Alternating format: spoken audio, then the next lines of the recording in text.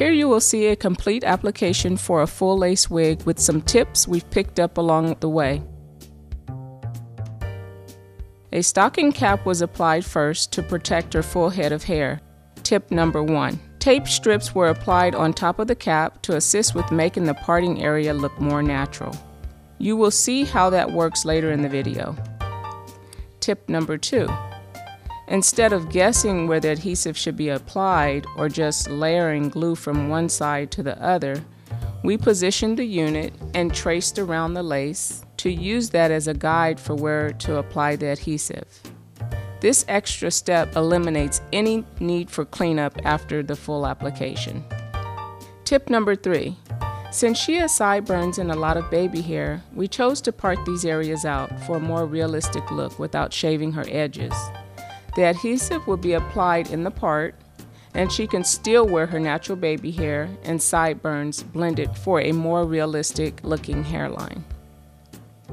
Her wig is removed after tracing the full parameter, and a layer of skin shield is applied to protect her skin from the direct exposure to the adhesive.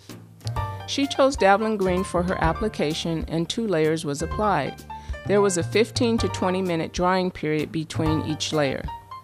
While the adhesive was drying, the 2-sided paper on the back side of the tape was removed.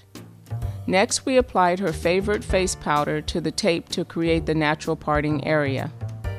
The glue is dry and tacky, and her unit is ready for placement. Be sure to clip the small hairs around the parameter back during this process. When laying the lace on top of the adhesive, it should lay flat and smooth. Avoid letting the lace bunch up and pucker. If this happens, lift the lace and reapply. Once the unit is secured in place, tie a scarf around the full parameter. The longer you can keep the scarf on, the better. This time will allow for your bond to set and cure. You should have a nice long hold without lifting. After removing the scarf, it was now time to create our realistic part. A mineral facial powder was applied in the part with the makeup brush. The excess powder was easily removed with a wet toothbrush. You can use a small mascara brush to clean up the part or anything that you see fit. Here's our finished look. Her application is complete with the natural part. The hair is nice and full.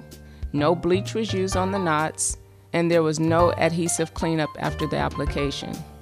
The unit applied is an in-stock Anissa unit, 18-inch, natural brown in color.